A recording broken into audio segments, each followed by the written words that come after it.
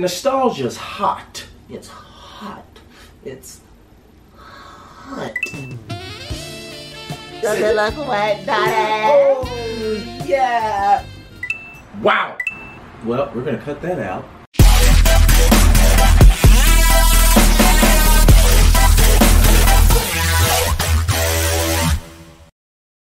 We need to look at the remake issue, right?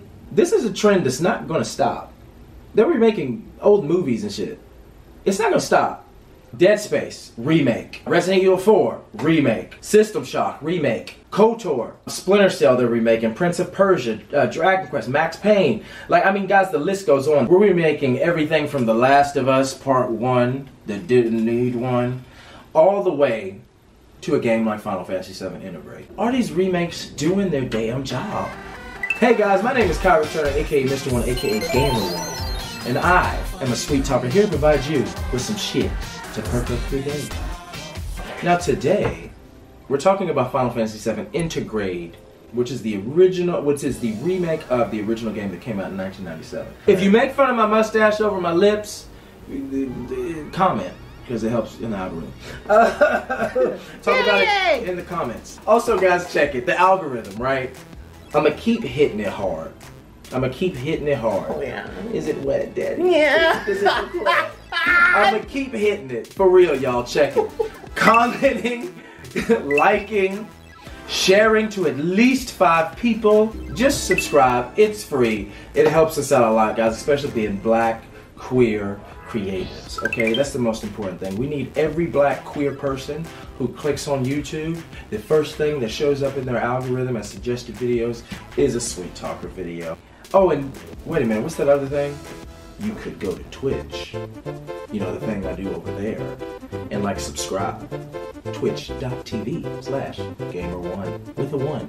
Alright, had to put that in there. But yeah, guys, look, the Final Fantasy VII Intergrade, or the original, released originally on September 7th, 1997. Huge, right? It changed the game.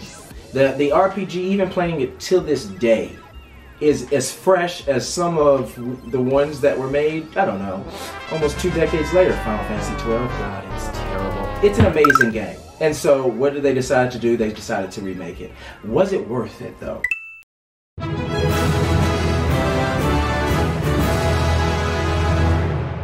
The story, right? It's the story about a merc named Cloud, ex-mercenary for a company, Shinra, who is like America.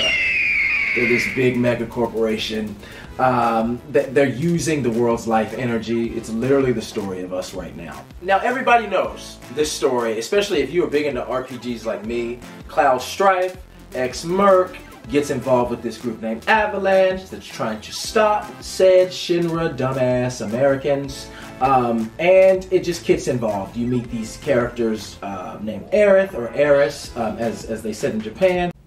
Oh yeah, Versailles. I love Versailles. Me too.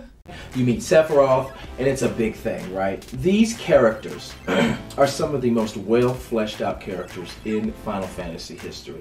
I think this is one of the best reasons why they chose this game, in particular, to start with, to remake.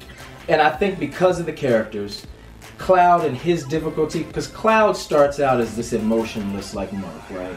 But they evolve him into so much more, and this remake does something that the original game does not.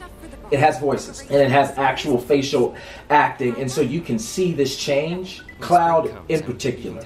You don't really know who Cloud is. You only know who Cloud is more so from things like Advent Children, or things where he has a voice. It's really hard in a game that doesn't have any voice, and you're only reading it, for you to get the real meaning of what the people were trying to convey. And so even the script in this game was changed a little bit in some parts, because they had to do things with words to make it seem like you could understand what's going on. But this remake dives into Cloud Strife as a person so much more and more in depth than we can get it.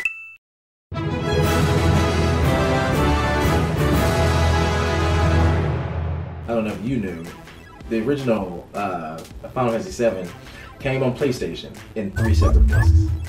Yes, I did know that. It was a big, thick Yes. face. Why do I feel like I had that? You probably did. Everybody owned Final Fantasy VII. I think I had It was kind of like the Mario Kart or the Legend of Zelda. Everybody had it. Because they were like, oh, this game requires 3 discs. Oh. It's a huge game, especially for its time. But because they did it like that with the PlayStation, this game is being broken down into 3 separate parts. So they fleshed out each part to be an entire game. Final Fantasy VII Integrate covers only the Midgar part, the city. And then, as you know, the story develops and they go outside of Midgar and they travel the world, blah, blah, blah. And some of the stuff feels filler, like an extra Naruto episode that you don't need. There's this character called Roche. It's pronounced Versace.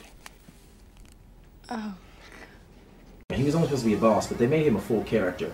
During the playthrough, especially the first time you see him, you're like, was this needed? Or does this just feel like filler? For example, there's one part where you play with Tifa at the end of the game, where you're just walking on light fixtures to get over a barrier. And it takes like a half hour. And I'm like, this was definitely, we need to stretch this out, you know? But the more the story develops, the more Roche becomes an important, an integral part of what they're trying to do, and I get it. It's all to help Cloud and this world feel more and lived in, where they couldn't get that feeling in Final Fantasy VII Original.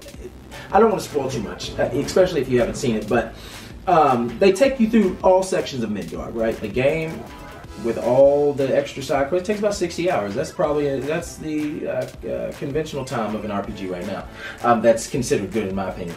If it's not more than 40 hours, I'm not playing it. I'm dead serious.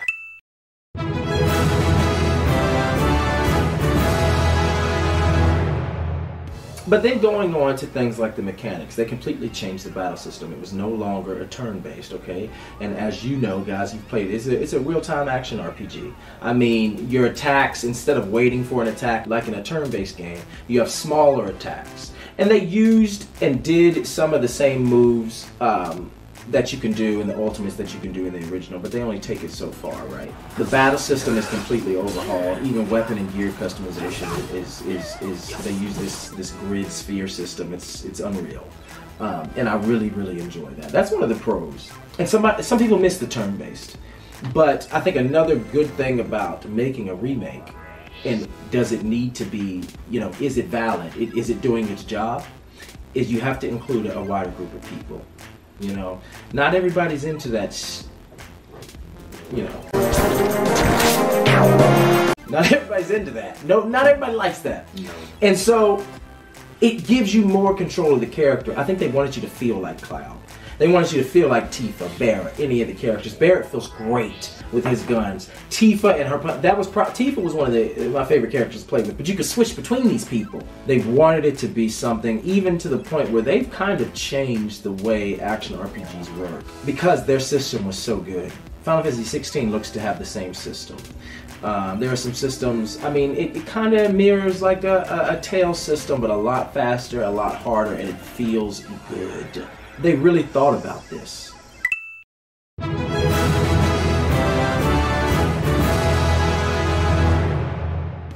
I wanted to talk about inclusiveness and it being a part of the game, because we matter. I think at the time in 1997, Final Fantasy has this thing of like always, since like 10 and on, they always have like this, you know, not even 10. Did 10 have a black character? I don't think it did, like a main character. They have like the stereotypical black guy, right? Barrett, loud, his hand is literally a gun. But they tried, right? And even in this game, there is a part, and it's like a button sequence part where you have to press buttons in a certain amount of time, blah, blah, blah. Push the goddamn button! You heard what she said. And it's a gay man. And Cloud is dancing with a gay man. And Cloud wears a dress. This was in 1997. He had to disguise himself as a woman to get into a place. So he dressed. There is a drag queen Cloud in the game. Now, sissy that wild. There's a clearly gay man who helps you become a drag queen. It passes. I'm not asking for a lot. We just want to be seen, Final Fantasy 16. Because ain't nobody black in it. Woo.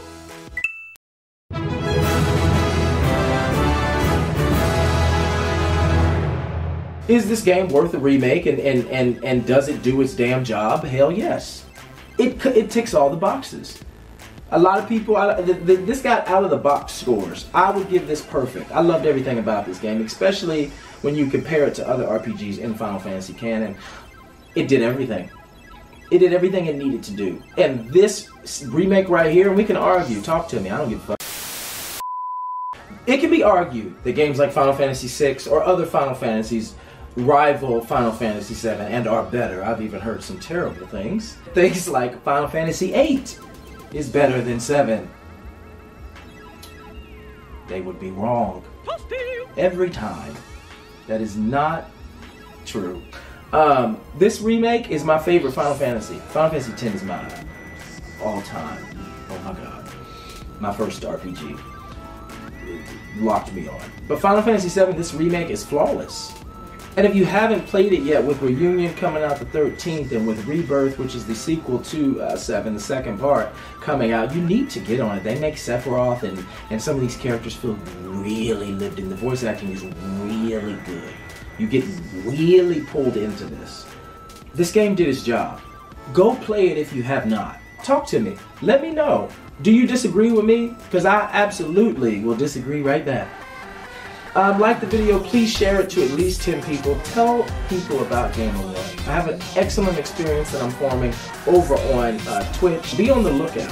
Thanks for watching. Have a good damn day. Bye guys. You lucky I don't make you take off that blouse. You bought it. What else would I wear? Nothing. I would too. Look wet. Oh yeah. I'm gonna do that over.